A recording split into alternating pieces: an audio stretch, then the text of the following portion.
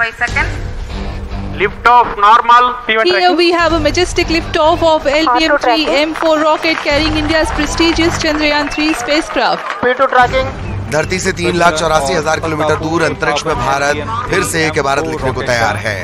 भारतीय अंतरिक्ष अनुसंधान संगठन यानी इसरो एक बार फिर से अंतरिक्ष में पहुंचने के लिए मिशन चंद्रयान 3 लॉन्च कर चुका है। The most important milestone in its mission to moon. Every Indian witnessing the launch live is content with the feeling. Andhra Pradesh के श्रीहरिकोटा से दोपहर 2:35 पर चंद्रयान 3 लॉन्च किया गया।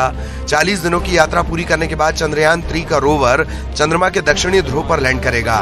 चंद्रयान 3 संभावित रूप से 23 अगस्त को चंद्रमा पर लैंड कर सकता है। इस मिशन का पहला टारगेट चंद्रमा के दक्षिणी ध्रुव पर लैंडर की सॉफ्ट लैंडिंग है। ये मिशन का सबसे जटिल हिस्सा भी है। दूसरा टारगेट रोवर का चंद्रमा की सतह पर चहलकदमी करना और तीसरा लक्ष्य रोवर से जुटाई जानकारी के आधार पर चंद्रमा के रहस्यों से पर्दा उठाना है। ये बाहुबली रॉकेट चंद्रयान 3 को लेकर अंतरिक्ष में जाएगा। इसके साथ लैंडर और रोवर मौजूद रहेंगे। इस बार चंद्रयान के साथ ऑर्बिटर नहीं भेजा जा रहा है क्योंकि चंद्रयान 2 के साथ भेजा गया ऑर्बिटर अभी भी वहां काम कर रहा है।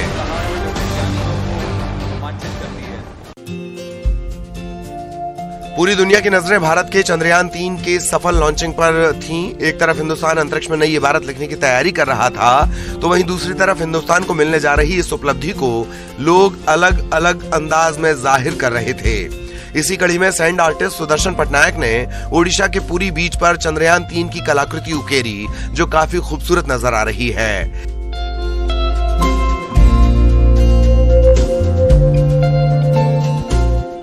पटनायक ने चंद्रयान 3 की 22 फीट लंबी रेत कला बनाई है। इसमें उन्होंने 15 टन रेत का इस्तेमाल किया है। स्कूल के छात्र कला का अद्भुत नमूना तैयार करने के लिए प्रसिद्ध रेत कलाकार के साथ सहयोग कर रहे थे।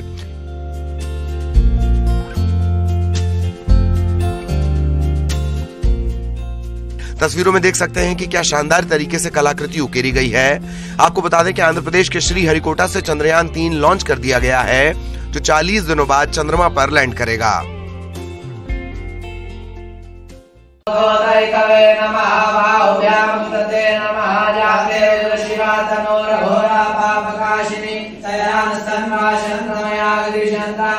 मंदिर में स्थापित शिवलिंग और शिवलिंग के पास रखा रॉकेट, मंत्रों का उच्चारण, प्रार्थनाएं, ये सब कुछ चल रहा है उज्जैन के कुंडेश्वर मंदिर में।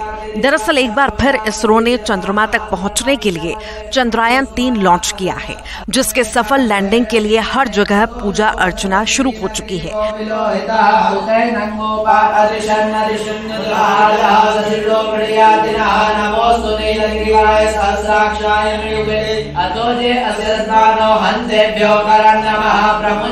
वहीं जो तस्वीरें देख रहे हैं ये उज्जैन की है जहां कुंडेश्वर महादेव मंदिर में सफल लैंडिंग के लिए पूजा अर्चना की गई।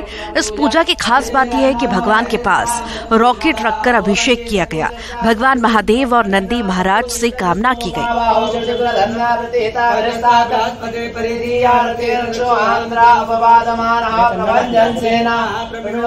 बता दें कि इससे पहले पिछले महीने इसरो प्रमुख भी पूजा अर्चना करने पहुंचे थे। वहीं चंद्रयान 3 करीब 40 दिन के बाद यानी 23 अगस्त को चंद्रमा के दक्षिणी ध्रुव पर लैंड करेगा।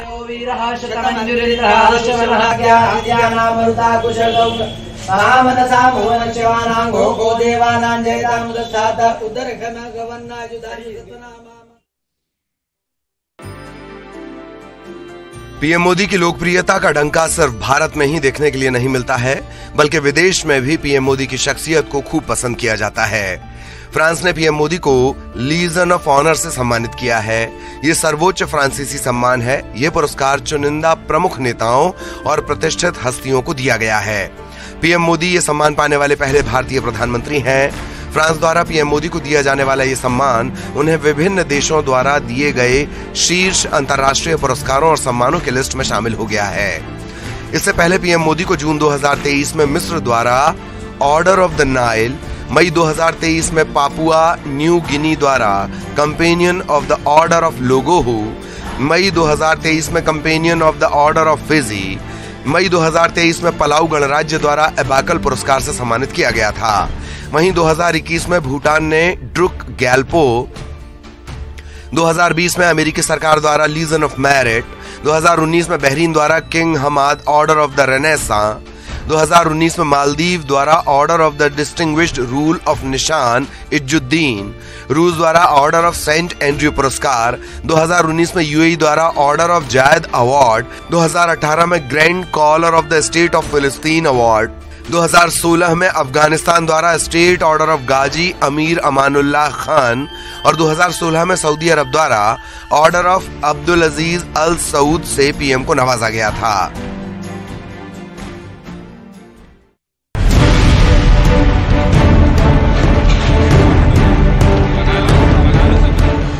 ग्वालियर में छात्रा की गोली मारकर हत्या करने के मामले में आरोपी के घर पर प्रशासन का बुलडोजर चला।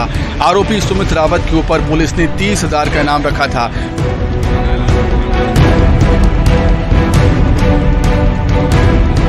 पुलिस ने हत्याकांड के मुख्य आरोपी समेत 7 आरोपियों को गिरफ्तार कर लिया है। तो वहीं आज आरोपी के घर को जमींदोज कर दिया गया। आरोपी ने अवैध रूप से मकान बनाया था, जिसके बाद माधोगंज थाना पुलिस ने कार्रवाई करते हुए मकान को ध्वस्त कर दिया।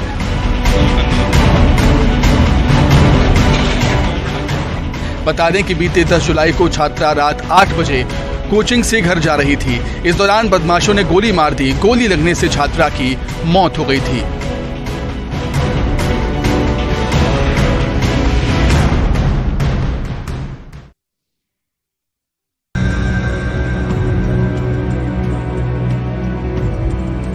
देश के अलग अलग राज्यों में भारी बारिश के बाद तबाही का मंजर नजर आ रहा है। तो वहीं मौसम विभाग ने एमपी में आगामी 16 जुलाई से भारी बारिश की चेतावनी जारी की है।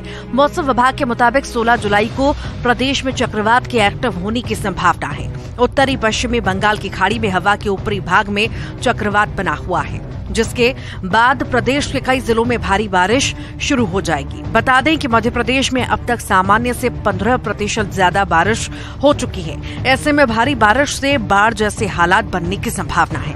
अगले 24 घंटे में 8 जिलों में झमाझम बारिश की संभावना जताई गई है। तो वहीं 2 दिन बाद चक्रवात के एक्टिव होने से हालात बिगड़ सकते हैं।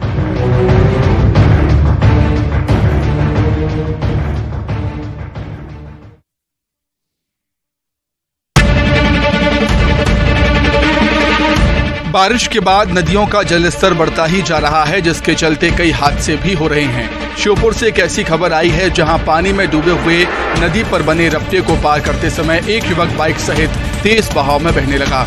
गनीमत रही कि मौके पर मौजूद लोगों ने तत्परता दिखाकर रस्सी की मदद से युवक को बाहर निकाला।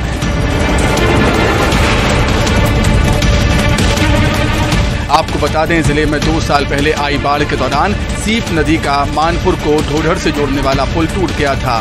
तब से पुल का निर्माण शुरू नहीं हो पाया।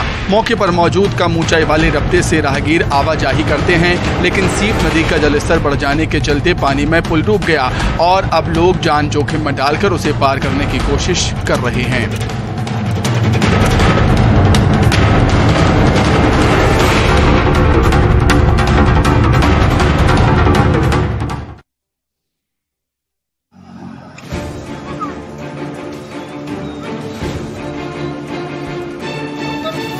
मध्य प्रदेश में बारिश के बाद नदी नाले उफान पर हैं। नदियों का जलस्तर दिन ब दिन बढ़ता ही जा रहा है।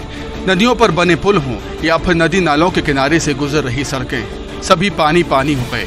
शाहजहांपुर में भी कुछ ऐसा ही हाल है। तस्वीरें शाहजहांपुर के तिलवद मैना गांव की, जहां बारिश के बाद लखुंदर जामधी पुल पर पानी चढ़ गया। पानी का स्तर इतना ज्यादा था कि पुल पानी में समा गया। लोग अपनी जान जोखिम में डालकर सफर कर रहे हैं। वहीं सफर के दौरान जान पर आफत बनी रहती है। पानी का बहाव इतना तेज है कि कभी भी कोई भी हादसा हो सकता है। उसके बावजूद कोई पानी के बहाव में बाइक चलाता हुआ नजर आ रहा है, तो कोई एक दूसरे का हाथ थामकर पानी के बहाव को पार कर रहा है। प्रशासन की तरफ से भी सुरक्षा की कोई इंतजाम नहीं है।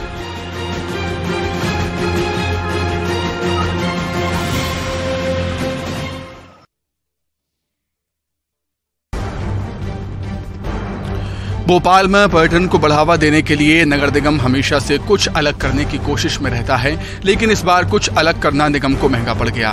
दरअसल नगर निगम तालाब में पर्यटकों के लिए क्रूज रेस्टोरेंट का निर्माण करवा रहा था, जिसके लिए तालाब के अंदर सीमेंट में पिलर्स बनाए जा रहे थे।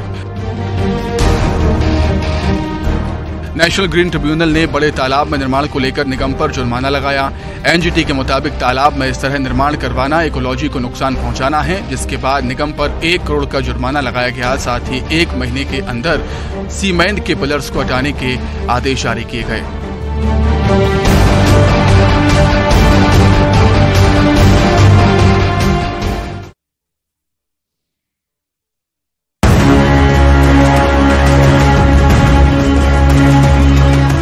बारिश का कहर देश के हर हिस्से में देखने को मिल रहा है। एमपी में भी बारिश की वजह से सड़कें डूब गई हैं। तस्वीरें काजरिया गांव की, जहां लगातार बारिश के बाद नदियों का वाटर लेवल बढ़ गया, पुलिया के ऊपर पानी चढ़ गया। हालात ये हैं कि पुल नजर ही नहीं आ रहा। जलस्तर बढ़ने से नलखेड़ा कानर मार्ग भी बाधित हो गया है।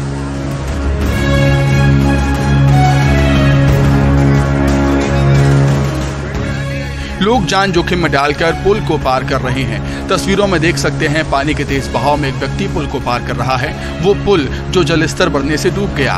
पानी के इस तेज बहाव में पुल को पार करना हादसे को न्योता देना है। बारिश के बाद नदी नाले उफान पर हैं। लोगों का जनजीवन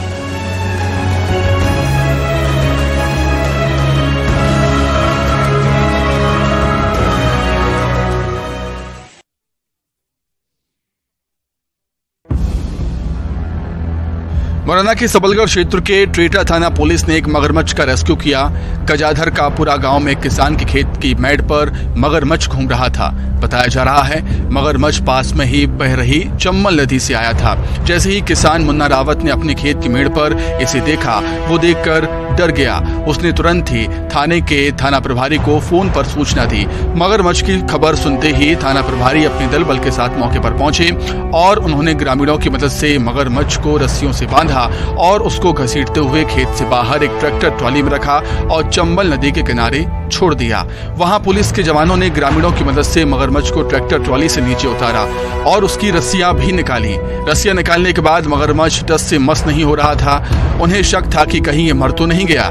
इस पर पुलिस आरक्षक ने मगरमच्छ में एक डंडा मारा तो मगरमच्छ सर पर दौड़ता हुआ चंबल नदी में चला गया।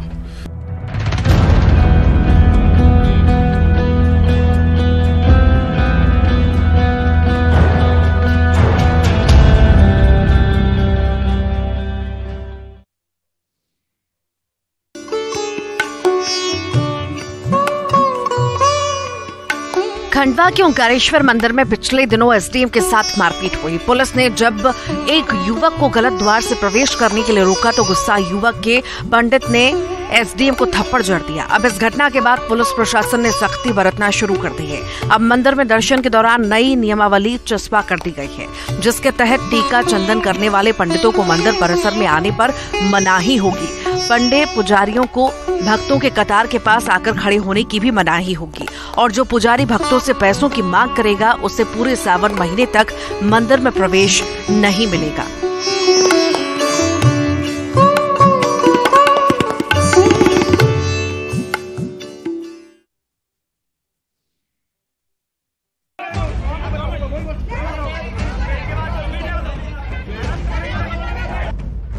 सीहोर के चाणक्यपुरी में संचालित सेंट एनी स्कूल में प्रबंधन ने कुछ छात्रों को श्री राम के नारे लगाने पर रोक लगा दी।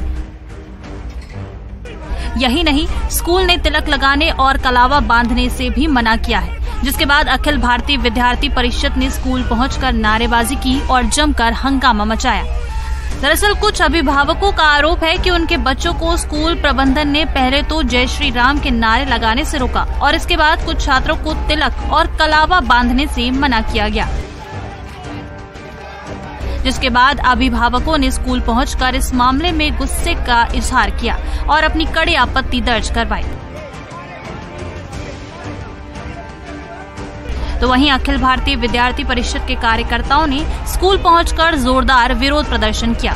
संगठन के नेताओं का आरोप है कि स्कूल प्रबंधन जानबूझकर ईसाईवाद का समर्थन कर रहा है, हिंदू बच्चों पर अपने तौर तरीके लाद रहा है, हिंदू बच्चों को तिलक, कलावा और कड़ा पहनकर आने से मना किया जा रहा है और धार्मिक आधार पर बच्चों को लगातार परेशान भी किया जा रहा है। हालांकि इस आरोप को स्कूल ने नकार दिया है। प्रबंधन ने कहा कि तिलक और कलावे को लेकर कोई रोक टोक नहीं है।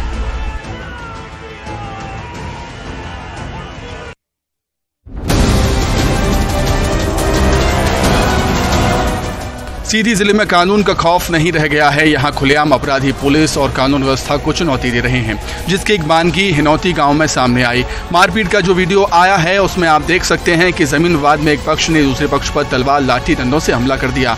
4 लोग घायल हो गए, जिसमें 2 महिलाएं भी शामिल हैं।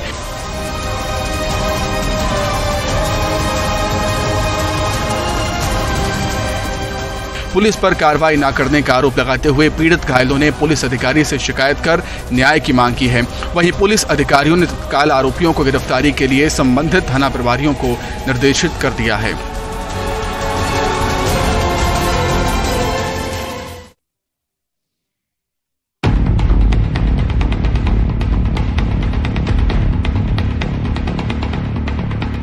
टमाटर की बढ़ती कीमतों से हर कोई परेशान है।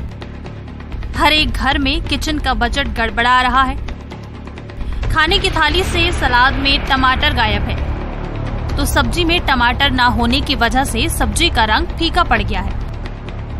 अब बढ़ती टमाटर की कीमतों को लेकर सिवनी में कांग्रेस ने अनोखा प्रदर्शन किया। कांग्रेसी टमाटर खरीदने के लिए लोन मांगने बैंक के दरवाजे पर पहुंच गए। बताया जा रहा है कि कांग्रेसी टमाटर खरीदने के लिए सिवनी के महाराष्ट्र बैंक में लोन लेने के लिए पहुंचे और ब्रांच मैनेजर से टमाटर खरीदने के लिए लोन की मांग की। ब्रांच मैनेजर ने भी इस प्रकार की लोन सुविधा न होने की बात कहकर कांग्रेसियों को ब्रांच से लौटा दिया।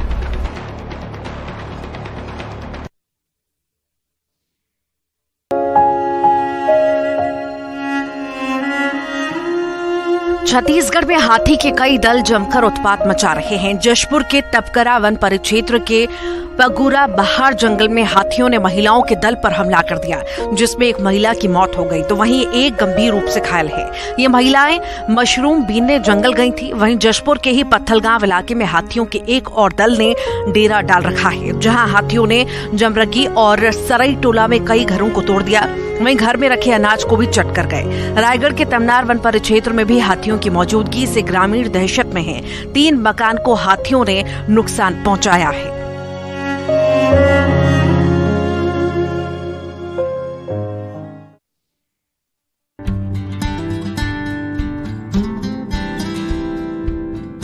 छत्तीसगढ़ में बारिश शुरू होते ही सांप जंगल झाड़ से निकलकर घरों की तरफ आ जाते हैं।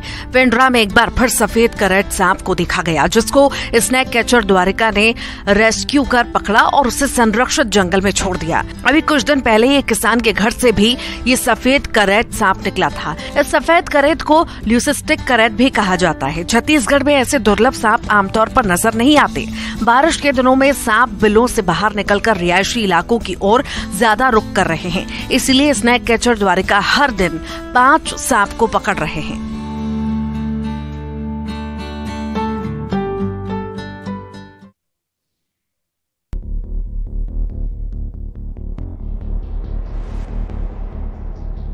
लापरवाही की भी एक हद होती है। जब हम लापरवाह बन जाते हैं तो जान भी मुश्किल में आ जाती है। गरियाबंद से एक ऐसी ही तस्वीर देखने को मिली जहां लोग अपनी जान हथेली पर रखकर सफर कर रहे हैं। ये तस्वीरें फिंगेश्वर से महासमुंद मुख्य मार्ग जामगांव की हैं, जहां एक घर निर्माण करने वाले गाड़ी पर करीब 10 से 15 लोग जान को जोखिम में डालकर सफर कर रहे हैं। तस्वीरों में देख सकते हैं कि ट्रैक्टर के पीछे लगे मशीन में दर्जनों लोग सवार हैं, जो हादसे को बुलावा दे रहे हैं।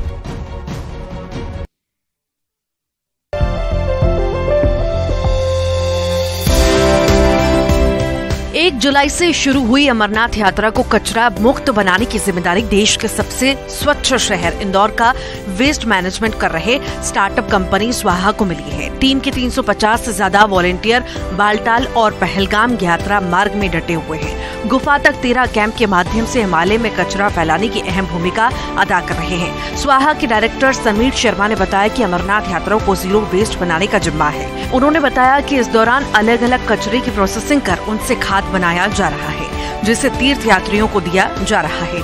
साथ ही सोलर एनर्जी से लंगर भी चलाए जा रहे हैं, जिसका सीधा लाभ यात्रियों को मिल रहा है। साथ ही पर्यावरण संरक्षण भी हो रहा है।